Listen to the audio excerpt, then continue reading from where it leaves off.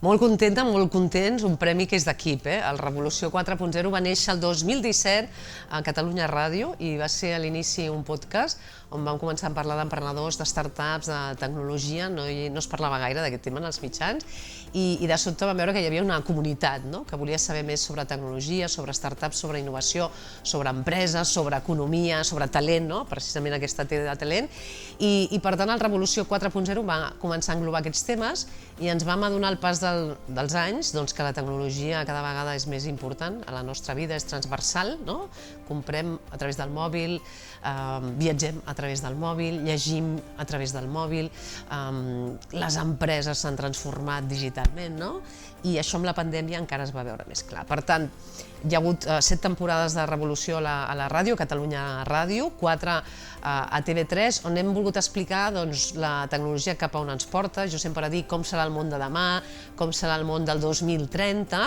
Per tant, fem un programa futurista, però molt important, des de la divulgació i l'entreteniment.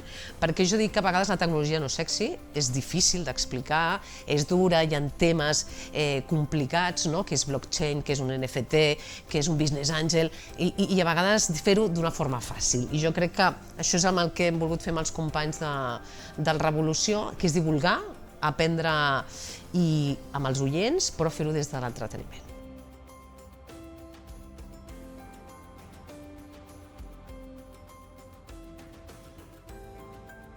La tecnologia va molt ràpid, cada dia, ara que estem parlant, s'estan investigant o hi ha novetats, no para. Les empreses més importants del món són les tecnològiques. Si ara us dic Google, Facebook, que ara és Meta, Apple, són les que estan liderant el món. Totes elles ja generen contingut. Les xarxes socials, si te'n dic algunes aquí, també TikTok, que té milions d'usuaris, Instagram, ja genera contingut. Però és que a banda, com dius tu, hi ha milers d'aplicacions noves que ens ajuden a millorar la vida. A més d'aplicacions, si et parlo també d'empreses que es dediquen també a aquesta revolució digital, per tant, has d'estar molt al dia. Però el secret, jo crec que hem tingut a la Revolució, és que els col·laboradors que estan amb mi formen part d'aquest ecosistema digital. Per tant, molts en saben encara més que jo d'aquests temes, i tot el que passa en polítiques digitals ho podem explicar, les startups més importants del moment també, què és un chatbot o què està passant també a les grans empreses. Per tant, la sort també que em dius, ho has après tu, Chantal, ho he anat aprenent, evidentment, perquè he entrevistat a moltíssims experts, també hem escrit ja fins i tot 2 llibres d'aquest tema, però els col·laboradors de la Revolució, que ara diria una llarga llista, són de l'ecosistema digital i per tant fa que sapiguem el darrer sortint aquest programa gràcies a ells també.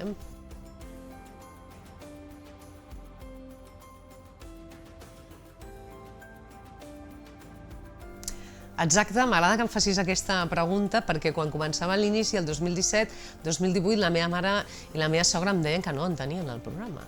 I llavors jo dic, aquí tenim un problema, perquè evidentment que el Revolució 4.0 Catalunya Ràdio el pot escoltar una dona de 80, de 60 o de 40. Sí, i el que hem fet és això, la paraula, el periodisme, el guió, ha estat fer-ho com molt fàcil, explicar tots els conceptes d'una manera que es puguin entendre i què millor que baixar-ho a través d'exemples.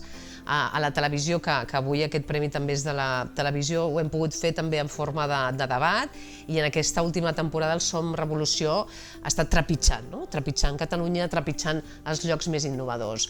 Clar, la tecnologia com més fàcil si la veiem, si podem explicar què està fent un dron i per tant veiem què fan els drons a Catalunya o què és el que es fa dins d'un sincrotró. Quan més imatges li donem a l'espectador, però sí que a vegades diuen, bé, parlar d'aquest tema és un nivell molt alt, no, jo crec que el que hem de fer és fer-ho amè i baixar-ho a tots els públics i per això estem contents que hàgiu pensat que hi ha talent en la forma d'explicar-ho.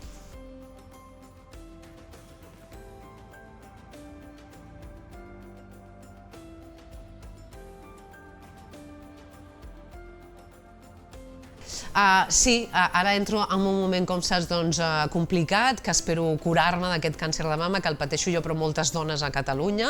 Precisament en parlarem a Revolució amb el Manel Esteller, i ell em deia un dia, no?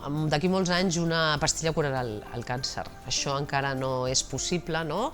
Hi ha uns tractaments, no?, una mica complicats que els has de passar, però jo crec que en la tecnologia i en la salut s'està demostrant, i també a Catalunya, que hi ha un creixement en la innovació i que cal posar molts diners en la investigació, perquè jo sempre dic que el més important és la salut, i millorar, no? I jo crec que en els càncers en general, però el càncer de mama, que el pateixen una de cada 8 dones a Catalunya, per tant, són moltes, que caldria millorar aquests tractaments, perquè continuen sent agressius, continuen fent parar la vida 8 mesos, i per tant aquí ens cal molta més investigació, saber també aquestes causes, i que la tecnologia, evidentment, a la salut ja ens ha ajudat a moltes coses, però encara hi hagi més diners públics i privats dedicats a la tecnologia de la salut, perquè és la que ens salva vides. Jo dic la T de talent i ara toca la T de tenacitat, perquè amb això que he de superar, com moltes altres dones, repeteixo, no vull que sigui un personalisme, cal tenacitat i actitud positiva. I jo, de tenacitat i actitud positiva, crec que en tinc, per tant som-hi. Gràcies.